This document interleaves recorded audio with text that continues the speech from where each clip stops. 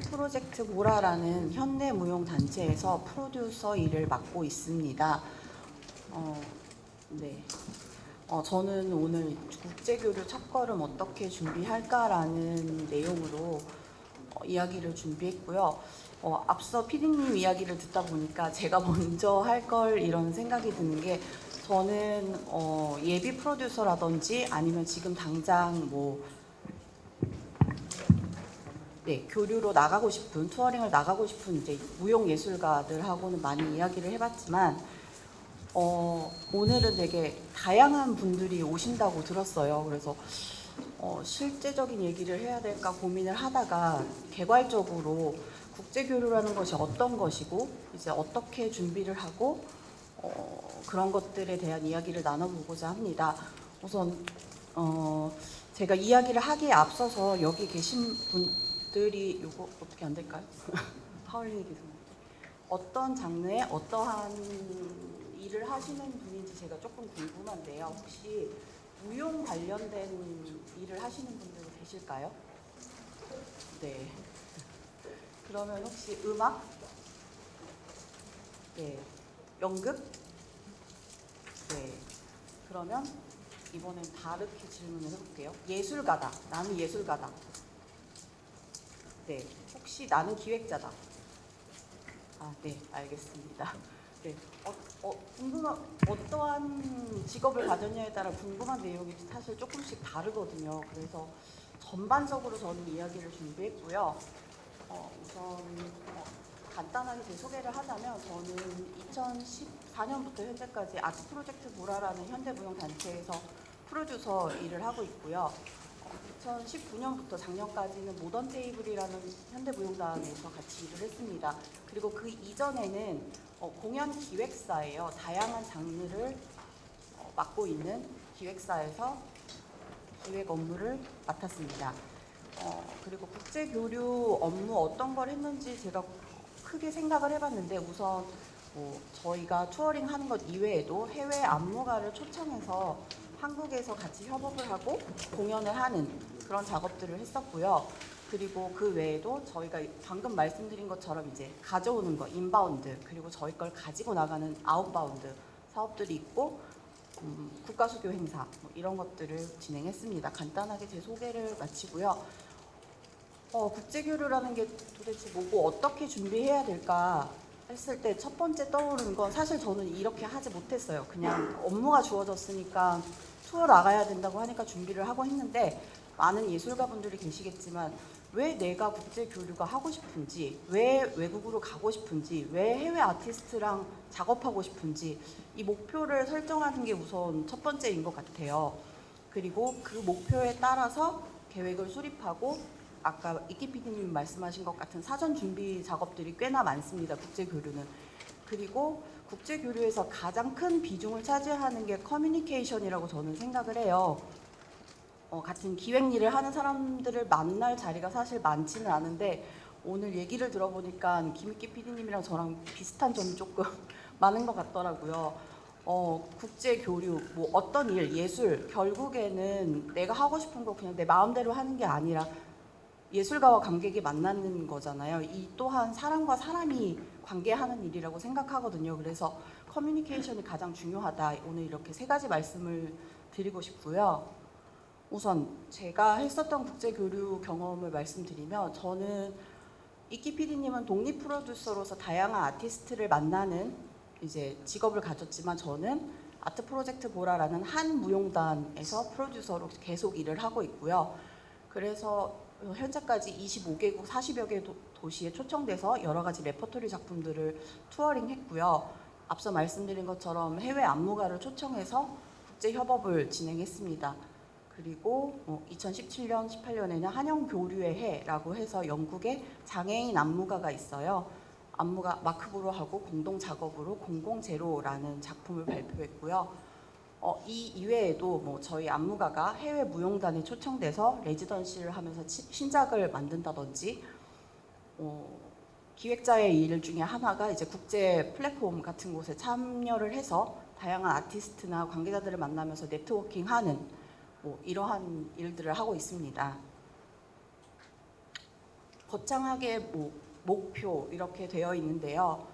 단순히 해외 진출을 한다는 것은 무대가 국내에서 해외로 확장된다라기보다 더 많은 관객을 만나고 되게 거창하게 써놨어요. 나의 예술 언어를 확장하는 과정.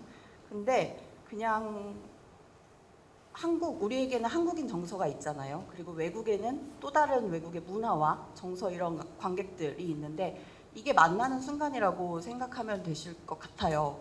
그래서 우리나라에도 아직 내가 못 만난 관객이 이렇게나 많은데 왜 해외를 가야 하나, 내가 왜 해외가 가고 싶은지 이거를 한 번쯤은 고민해 보시고 시작을 하셔야 될 것 같습니다. 어떤 적이 있었냐면 저희 단체는 아닌데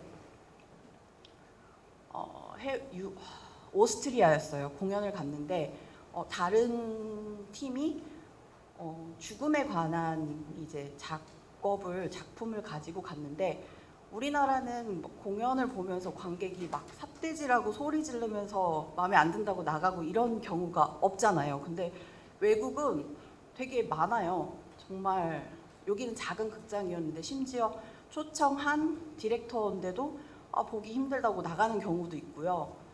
프랑스의 파리의 국립극장이라고 하는 샤이오 극장이 있는데 거기서는 저희 작품은 아니었어요. 근데 굉장히 유명한 프랑스에서 윌리엄 포사이드라는 안무가의 작품이었었는데 갑자기 관객들이 한 7명이 막 삿대질을 하면서 소리를 지르면서 나가는 경우도 있어요. 되게 무례하기도 하지만 관객들이 뭔가 본인이 느끼는 거를 막 표현하고 좋으면 환호하고 박수치고 사실 우리나라는 기립 박수를 받아본 적이 많지 않으실 거예요. 근데 외국은 정말 좋으면 남 신경 안 쓰고 중간중간에도 박수치고 환호하고 이러한 문화가 형성돼 있거든요. 그래서 이러한 다양한 관객들을 만나면서 내 작품이 좋아라고 생각했었는데 막상 가보니 그래 사람들은 이걸 안 좋아할 수도 있어.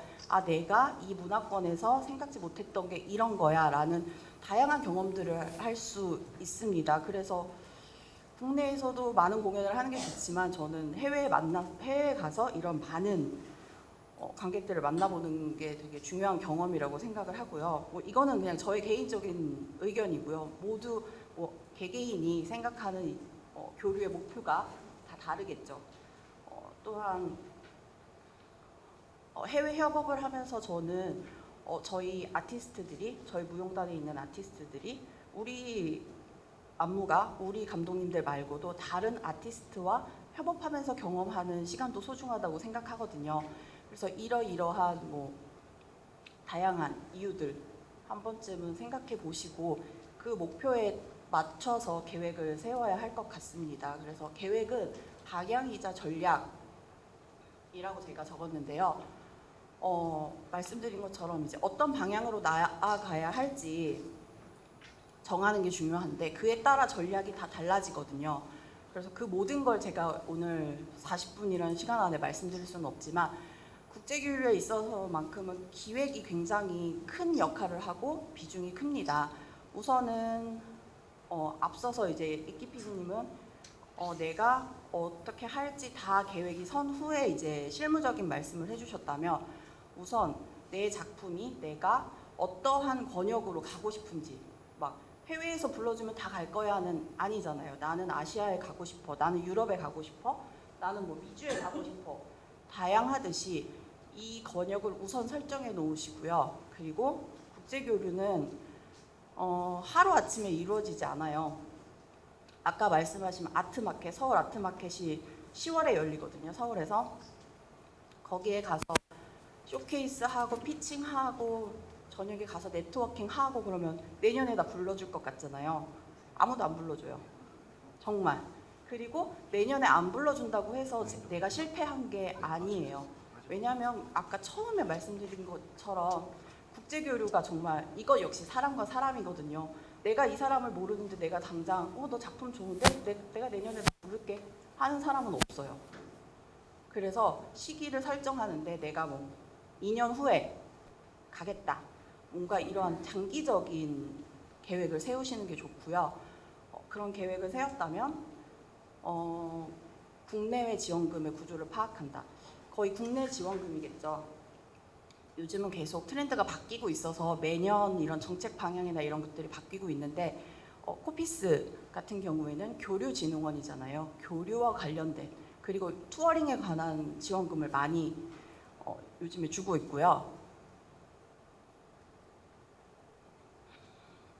한국문화예술위원회 아르코 같은 경우에는 예전엔 정말 모든 걸 아울렀었어요. 근데 요즘에는 같이 협업하는 것, 제작에 조금 더 집중을 하고 있고요. 예술경영지원센터는 유통, 투어 관련된 지원금이 많기는 하는데 뭐 한 군데 초청받아서 간다라기보다 투어링에 지원금을 많이 주고요.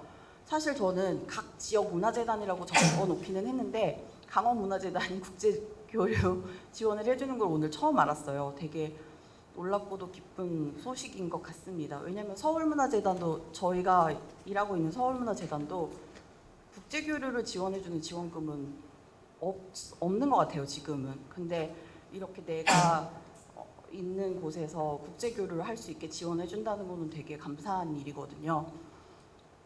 그래서 이러한 이제 지원금 구조들을 이제 파악하고 각각의 시기들 이런 것들은 계속 바뀌기는 하지만 대략적으로 나와 있거든요.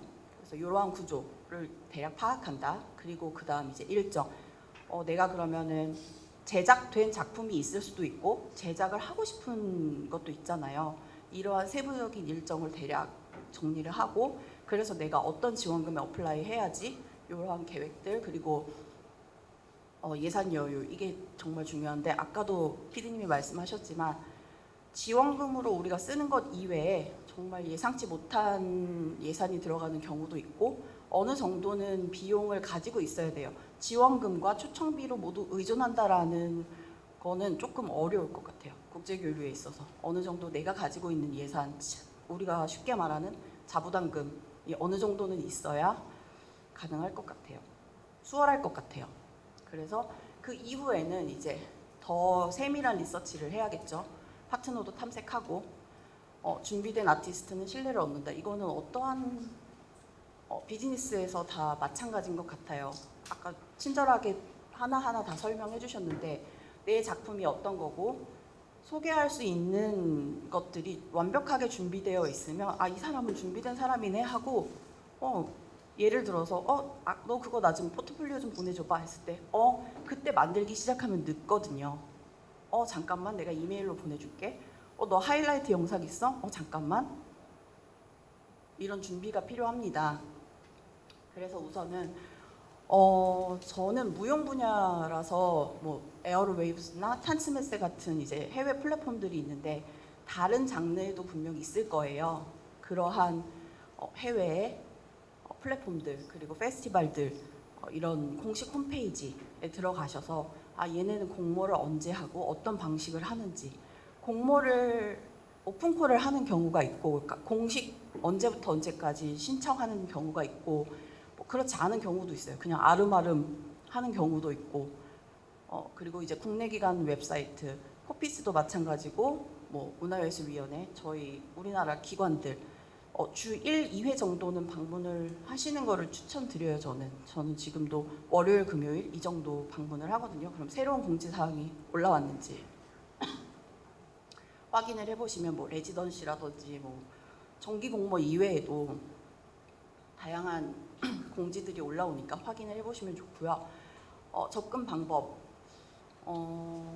이러한 해외 기관이나 페스티벌이나 이런 곳들에 공식 홈페이지에 들어가셔서 이메일 구독을 하시는 걸 추천드려요. 그러면 이제 스팸도 많고 막 계속 오지만 어쨌든 내가 받고 싶은 정보들을 받을 수 있으니까 이때까지 뭐 오픈콜을 한다 이런 것들이 가장 많이 오고요.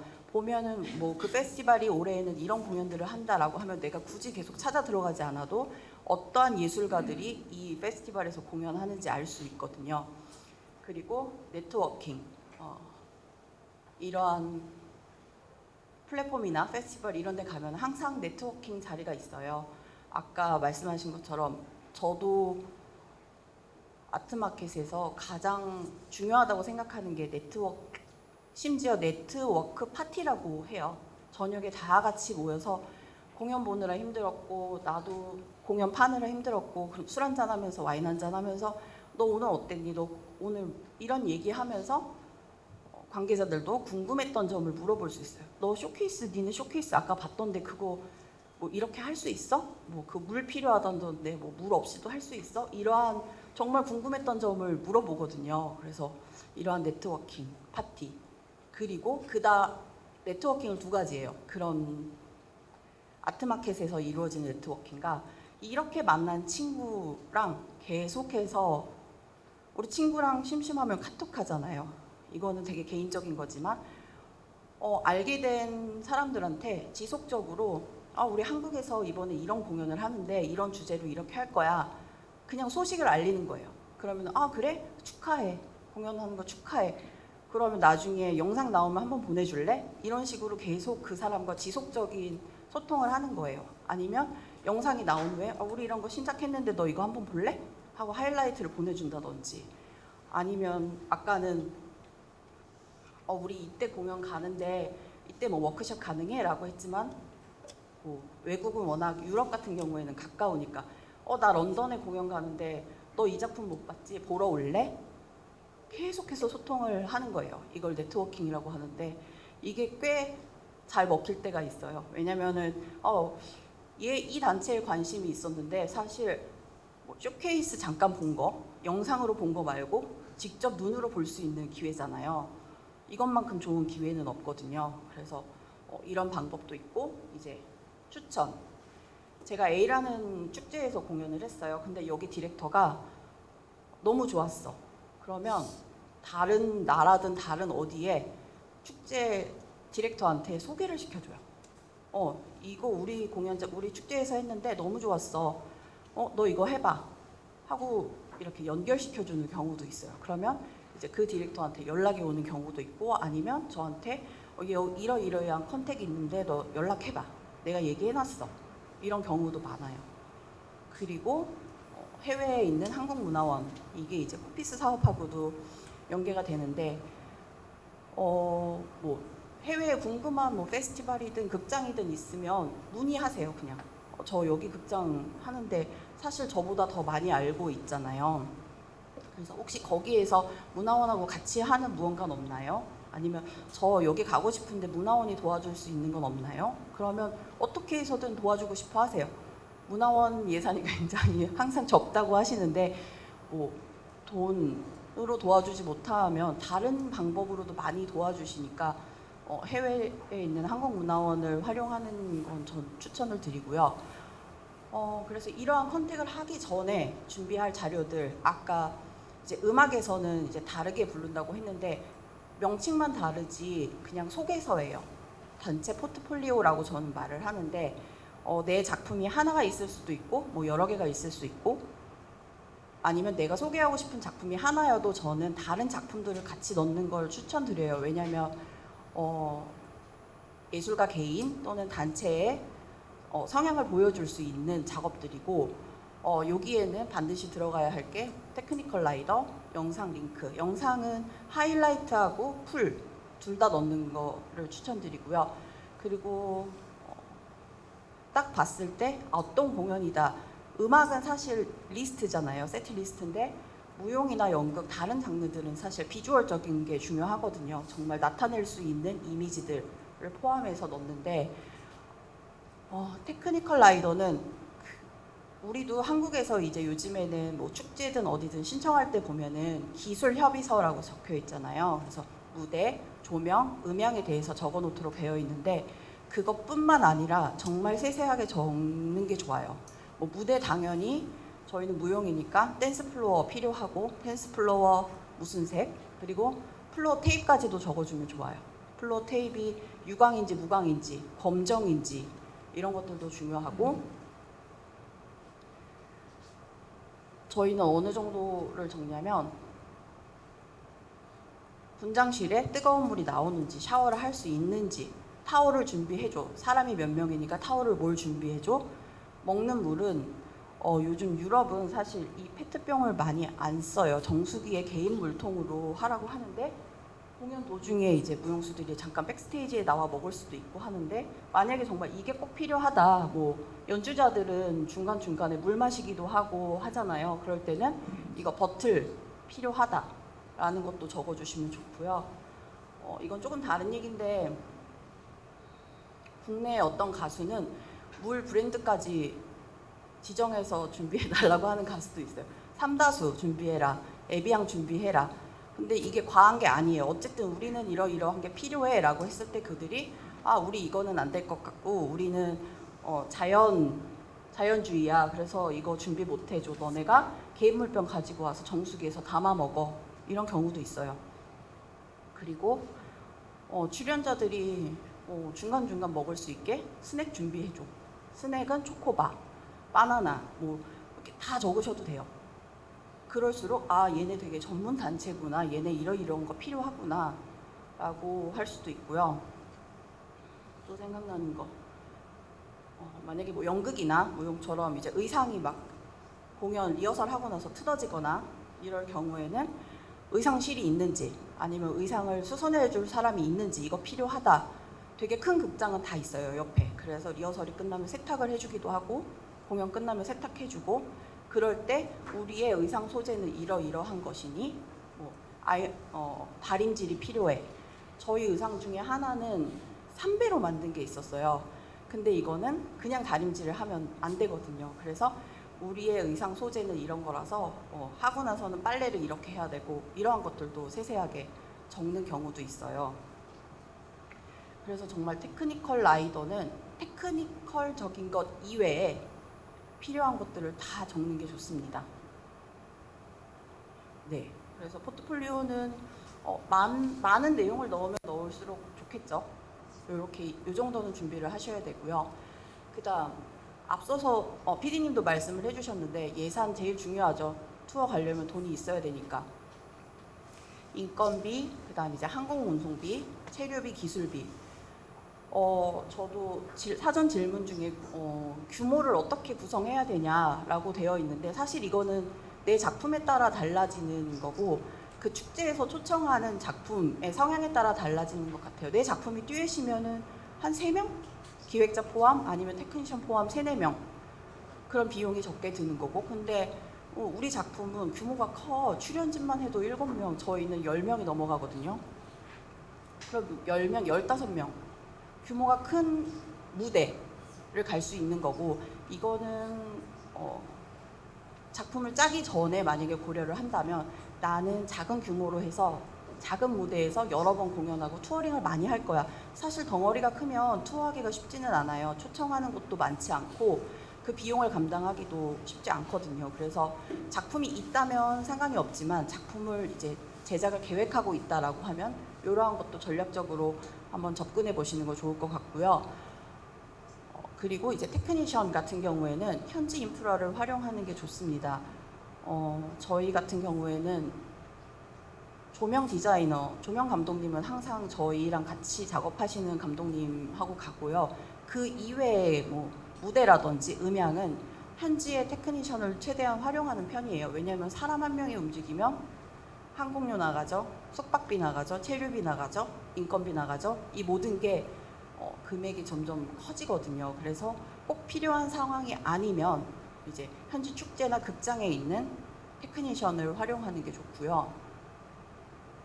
앞에 나왔던 내용이긴 한데 이제 지원받고자 하는 항목, 내가 새로운 작업을 제작해서 투어할 거야, 협업할 거야 라고 하면 제작비를 우선 지원받아야겠죠. 근데 내가 갖고 있는 작품으로 투어를 할 거야 라고 하면은 이제 항공비를 지원받는 게 더 수월하겠죠. 그래서 이렇게 내가 지원받고자 하는 항목이 어떤 거냐에 따라서 맞는 지원금 신청을 하시면 되고요. 그 다음 제가 가장 중요하게 생각하는 건데 커뮤니케이션, 예술 역시 사람과 사람이 이루어지는 관계로 시작이 되거든요. 그리고 여기에 계신 모든 분들과 제가 다른 것처럼 우리나라 사람들과 외국 사람들은 다 달라요. 성향도 다르고 생각하는 것도 다르고. 근데 이 다른 게 내가 이렇게 했는데 쟤는 왜 다르지? 이상한데가 아니라 맞아, 우린 달라. 그러니까 그 다른 걸 가지고 우리 이렇게 협업할 수 있지 않을까? 이런 거 할 수 있지 않을까? 라는 생각을 하시는 게 중요할 것 같아요. 그게 바로 협업이고 협업의 재료가 되는 게 그 우리의 다양함, 다름보다는 다양함이라고 생각을 하거든요. 근데 이제 아까도 영어를 얼만큼 잘해야 돼요? 영어 잘 못해도 돼요. 근데 어떠한 마음으로 이 사람이 다가왔는지, 어떻게 작업하고 싶은지 태도가 중요한 거거든요. 그래서 저는 구구절절한 막 이메일보다는 짧고 명확한 이메일을 선호하는 편이에요. 나 아까 PD님이 보여준 것처럼 나 누군데 나 이러이러해서 이렇게 가는데 용건이 보여야지. 우리나라 사람들은 길잖아요, 말이. 안 들려요, 안 보여요. 나 누군데 나 이러이러해서 여기 가. 그래서 너가 왔으면 좋겠어. 시간 되니? 온다고 하면은 내가 RSVP 해놓을게. 언제까지 말해줘. 라고 하고 나서 이제 그 뒤에 나는 누구고 막 이런 구구절절한 걸 이제 그 다음이 되는 것 같습니다. 그리고 막 협상하려고 하는 것보다 협상 되게 내고 중요하죠. 근데 그게 신뢰가 구축되었을 때 협상도 가능한 거거든요. 갑자기 뜬금없이 공연비 우리 이거 아니면 안 해가 아니라 친구가 된 이후에 모든 것들이 저는 진행된다고 생각하거든요. 그래서 우선은 협상하려고 하기보다는 대화로 풀어나가는 게 중요하고요. 그 다음 문화별 커뮤니케이션 속도와 방식이에 아까도 저희 강의 전에 이제 이끼 PD님하고 잠깐 나눴던 얘기인데 권역별로 조금 사람들의 성향이 달라요. 우리나라는 약간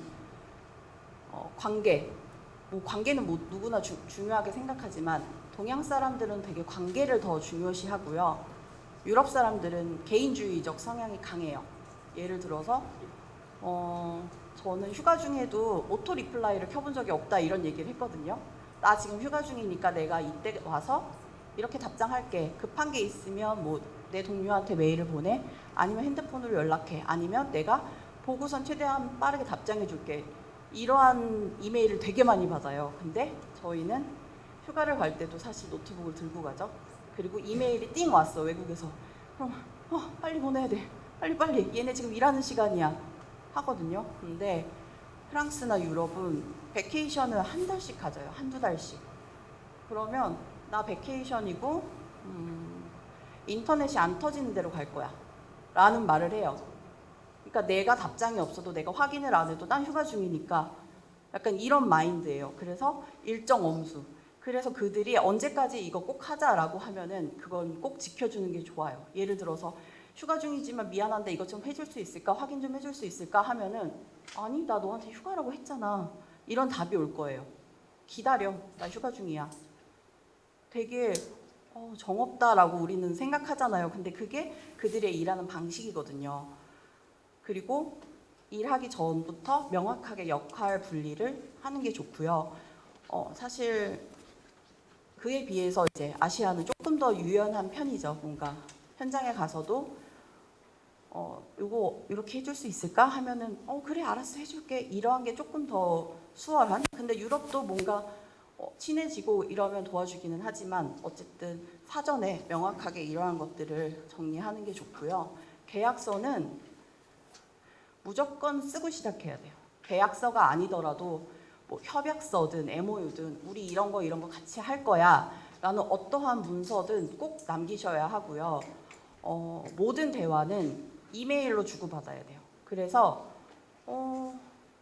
우리 그때 이렇게 하기로 했잖아. 뭐 줌 미팅 아무리 해도 이메일로 우리가 미팅에서 나눈 내용은 이거야 라고 못 박아두는 게 좋아요. 그래야 나중에 뒷말이 없거든요. 아무리 친해졌어도 너네 그러면 뭐 이때까지 이거 해주기로 했잖아. 우리가 언제? 이렇게 나올 수가 있어요. 그래서 무조건 문서와 태도가 합쳐졌을 때 서로가 이제 믿을 수 있는 거거든요. 그래서 계약서 이전에라도 뭐 협업 문서라든지 이런데 정확한 일정, 예를 들어서 공연을 이틀 하고 셋업을 하루 하기로 했어요. 초청의 경우. 근데 이제 여기서 저희가 그 나라에 들어가는 날짜와 출국하는 날짜 이러한 것들이 아무것도 아닌 것 같지만 되게 중요하거든요. 이 날짜 하나에 따라서 체재비가 추가가 되고 현지 숙박이 추가가 되고 비행기 값이 달라질 수가 있거든요. 그리고 그렇기 때문에 이러한 전체적인 일정 그리고 역할 우리가 이거 할 테니 뭐 니네가 이거 해줘. 대략적으로 국제교류 초청하고 작품을 초청하는 걸 기준으로 했을 때 초청하는 측은 공연료와 현지 숙박 정도를 기본적으로 해줘요. 암암리에 그렇게 약속이 되어 있어요. 하지만 뭐 조금 더 여유가 있는 축제라면 우리가 항공비까지 해줄게. 근데 너네가 지원 받을 수 있으면 한번 해봐 하는 경우도 있지만 이런 경우는 거의 드물거든요. 그래서 초청 받는 사람이 어쨌든 항공료를 부담할 수 있는 조건으로 많이 계약을 하고요. 그 이후에 이제 이게 예산하고 관련된 얘기겠죠. 정말 되게 중요해요. 하루에 체재비 몇 불, 45불 주는지 50불 주는지도 되게 이 5불로 차이가 크고요. 왜냐하면 환율이 계속 오르락내리락 하고 계속 올라가고 있잖아요. 그래서 이러한 세세한 비용까지도 하나하나 체크하는 게 좋고요. 코로나 때는 잠시 이런 해외 투어가 멈췄다가 다시 이제 막 활성화되기 시작했을 때는 저희는 코비드 검사를 받았잖아요. 근데 이게 사전 검사가 있고 또 다녀와서도 우리는 해야 되는 게 있고 보건소에서도 있었지만 일정상 보건소가 페이퍼가 안 나오는 경우도 있고 병원에 가서 검사를 받아야 되고 이런 경우도 있었고 입국할 때도 해외에서 이 검사를 받아야 되는 경우도 있어요. 근데 우리나라는 그래도 보건소에서 무료로 해줬지만 외국은 이 비용이 굉장히 비쌌거든요. 그리고 이걸 해주는 장소도 만만치 않았어요. 그래서 입국하려면 우리는 이게 반드시 필요한데 이게 우리가 알아보고 하기에는 너무 복잡한 일이거든요. 그래서 이러한 경우에는 너네가 이러한 거 알아봐주고 예약해주고 비용까지 해줘 라든지 뭐 비용이 안 된다라고 하면은 그건 이제 우리나라의 특수 경우니까 우리나라에서 받는 지원금 안에서 그런 부분까지도 이제 설정을 하셔야 되는 거죠. 미리 계획을 해야 되는 거고. 그래서 이러한 것들 정확하게 명확하게 작성하는 게 중요하고요. 그런 뭐 회의나 이런 대화 이런 것들의 피드백은 항상 문서로 해서 남기고 공유하는 게 좋습니다. 문서가 귀찮기도 하지만 어쨌든 이 곳하고 계속 협업을 한다면 지속하고자 한다면 굉장히 중요한 부분이거든요. 그래서 이러한 부분을 염두에 두시면 좋을 것 같고요. 앞에서 PD님이 많은 얘기를 해주셔가지고 이제 저랑 겹치는 이야기들이 많아서 제가 저의 경험을 봤을 때 준비 막 열심히 하지만 태도 굉장히 중요하고요. 관계거든요. 제 일화를 하나 말씀드리자면 한 10년 전쯤이었는데 서울 아트마켓이었어요. 근데 이제 매해 그 아트마켓에서 포커스를 두는 인물들이 있어요. 권역이나 처음 초청하거나 아니면 이 사람이 지금 그 나라에서 뭐 파워가 있거나 이제 이러한 인물들이 있어요. 그 중에 한 명이 있었어요. 근데 저는 얘기만 들었지 누군지도 모르고 근데 그때 당시에 저희가 쇼케이스를 했었는데 이 사람이 늦게 와가지고 쇼케이스를 못 봤대요. 근데 이제 쇼케이스 끝나고 부스에 있는데 운이 좋게도 정말 들어오자마자 있는 위치에 저희 부스가 있었는데 누가 오더니 저한테 너 혹시 이임은 알아? 이렇게 물어보는 거예요. 그래서 왜? 그랬더니 나 그 사람 만나고 싶은데 혹시 너 알면은 만나자고 좀 얘기 좀 해줄 수 있어? 라고 대뜸 말하는 거예요. 그래서 그래 알아 너 친구야 하고서 이제 연락을 했어요. 누가 찾는데? 이러고 그랬더니 그래? 그러면서 그럼 같이 보자 이래서 그날 저녁에 네트워킹 파티에서 이제 만났어요. 그래서 막 얘기를 하다가 그 사람은 이탈리아에서 온 사람이었는데 이제 거기에 이분이 와서 공연을 했었는데 그게 너무 좋아서 그냥 정말 단순한 친분으로 그냥 만나고 싶어서 이제 했는데 때마침 이제 저랑 아는 사람이어서 저녁을 먹고 막 행아웃 했어요. 그리고 나서 친해져서 다음날 이제 일을 하는데 또 찾아왔어요. 나 이거 하고 싶은데 이거 좀 도와줄 수 있어? 뭐 이거 좀 해줄 수 있어? 그래 알았어 하고서 이제 했어요. 근데 정작 저희 공연은 못 봤대요. 그래서 못 봤는데 이걸 도와줘야 돼 말아야 돼 라고 했는데 그래서 저도 작업 얘기는 안 했어요. 궁금한 거 있으면 뭐 알아주고 뭐 여기 뭐 좋은 데가 어디 있냐 뭐 그런 것들 알려주고 같이 이제 계속 뭐 밥 먹고 했었는데 하루는 그 네트워킹 파티였어요. 와인을 마시고 있는데 갑자기 한국 분이 오시더니 저랑 이렇게 마시면서 얘기를 하고 있었거든요. 근데 나 누구인데 너 혹시 우리 작품 봤어? 아니 모르겠는데. 그래? 그러면 우리 작품은 막 이러면서 작품 설명을 막 하시는 거예요. 작품을 못 봤다고 하니까. 그랬더니 저도 조금 당황스럽긴 했는데 이 친구도 근데 미안한데 우리 지금 얘기 중이거든. 내가 너에 대해 궁금하면 너 부스 있어? 내가 내일 찾아갈게 라고 되게 무섭게 말을 하는 거예요. 그리고 나서 그 사람이 당황하면서 갔어. 그리고 저는 이제 계속 행아웃을 했죠. 그리고 나서 심지어 공항까지 데려다 줬어요. 어떤 일이었냐면 아니 팜스에서 올 때는 차를 불러주더니 갈 때는 알아서 가래. 어떻게 가야 돼? 라고 해서 그래 그러면 내가 뭐 일정 다 끝났으니까 뭐 공항 데려다 줄게. 그럼 내일 몇 시까지 뭐 호텔로 데리러 갈게. 라고 해서 가서 데려다 주고 이제 안녕 하고 헤어졌어요. 나는 지금 뭘 한 거지? 라는 생각을 하면서 정말 딱 집에 오는데 그 친구가 메시지를 보내줬어요. 나 이제 가 라고 하면서 근데 그 친구가 온 지역이 피렌체였거든요. 근데 거기에 지금 20년이 넘은 한국 영화제가 있어요. 여기 우리 한국 영화제 디렉터가 지금 한국에 와 있어. 지금 부산 영화제에 가 있는데 며칠이면 서울에 올 거야. 그러면서 너 연락처 줄 테니까 한번 만나봐. 라고 해서 이제 서울에 와서 만났어요. 그래서 그 다음 해에 바로 영화제에 축하 공연으로 초청을 받아서 이제 가게 된 경우가 있었는데 그 이후로도 이제 이 친구가 소개를 많이 시켜줬어요. 그런 식으로. 그래서 뭔가 사람이 신뢰가 쌓이고 관계가 쌓여야 이루어지는 이제 경험도 있다라는 걸 말씀드리고 싶어서 했는데 제가 지금 10년 넘게 이제 이런 플랫폼이나 이런 곳에 가서 만나고 있는 분들을 보면 유럽인들이 많은데 지금 막 70 거의 80이 다 된 분들도 많아요. 근데 친구라고 말하면서 되게 편하게 얘기하거든요. 근데 우리나라는 예를 들어서 어디 극장장, 어디 축제 예술감독 하면은 갑과 을이 되게 이렇게 돼서 안녕하세요 하면서 되게 말하기도 조심스럽고 어렵잖아요. 근데 한국의 많은 아티스트들과 기획자들이 외국인을 만났는데도 분명히 영어를 하고 있는데도 애티튜드는 그 애티튜드인 거예요. 그러니까 그분들도 기분이 나쁘지는 않겠지. 나를 되게 이렇게 해주니까. 근데 그러면 친구가 될 수 없어요. 친구가 먼저 되어야 하거든요. 그래서 너 뭐 먹었어? 예를 들어서 처음 본 사람이면 우리나라 사람들이 정말 어려워하는 게 스몰톡이거든요. 정말 한국 처음 와봤니? 뭐가 좋았니? 어디 가봤니?부터 시작해서 그냥 다양하게 그냥 개인적인 얘기로 포문을 열고 이제 친구가 되면은 되고 이거 하나 보여드릴게요.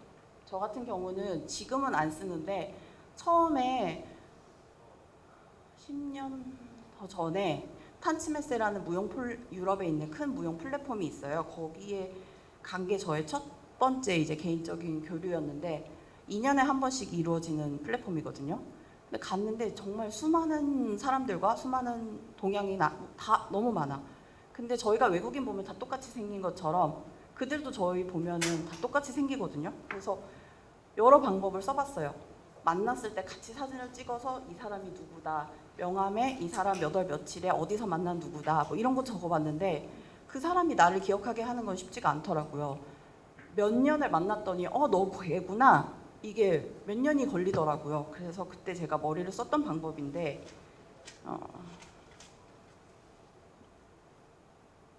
이게 제 일반적인 그냥 명함이거든요. 여기는 그냥 딱 눈에 잘 보이게 이메일 주소랑 이런 것들이 있는데 하나는 이런 걸 제작했어요. 제가 여기다 넣으면 얼굴이 너무 커질 것 같아서 안 넣었는데 얼굴을 넣었어요, 명함에. 그러니까 이걸 주니까 너 되게 스마트하다 라고 하면서 얼굴을 기억하고 봤을 때 여기 이름이 적혀 있고 하니까 그 다음에 봤을 때도 기억을 할 수 있는 거예요. 그 사람도 똑같이 나랑 같이 사진을 찍고 메모하지 않는 이상 기억을 못 하잖아요. 그래서 이러한 방법도 한 번은 썼었고요. 그래서 제가 두서없이 막 이야기를 했는데 국제교류에서 가장 중요한 거 뭐 언어 다 떠나서 저는 관계라고 생각하거든요. 그래서 그러한 것들을 어려워하지 않고 시작한다면 하나도 어렵지 않고 아까 말씀하셨잖아요. 내가 누구고 내 작품은 누구고 뭐 어떤 거고 이런 걸 소개할 수 있는 정도의 영어면 돼요. 그 다음은 이메일 뭐 다 요즘 번역해주고 하잖아요. 그건 그 다음 일인데 어쨌든 내가 아무리 내 작품이 좋고 작품 설명을 잘해도 이 사람이 인간적으로 끌려야 일을 하잖아요. 그거는 사실 외국인들도 마찬가지거든요. 그래서 막 외국인 만나면 어떻게 해야 되지? 막 긴장하지 마시고 떠듬떠듬 하더라도 그냥 내가 어떤 사람인지 소개할 수 있으면 그게 바로 시작의 첫 걸음인 것 같습니다. 그래서 제가 준비한 얘기는 여기까지고요. 네. 그리고 저도 사전 질문을 받았는데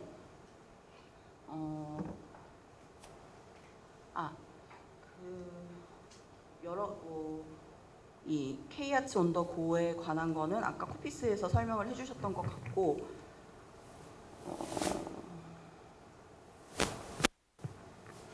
네, 그리고 다른 것들도 앞에 PD님하고 이제 중복되는 것들이 많아서 지금 혹시 궁금하신 점 있으시거나 하면은 네, 여기에서 질문 받아보도록 하겠습니다.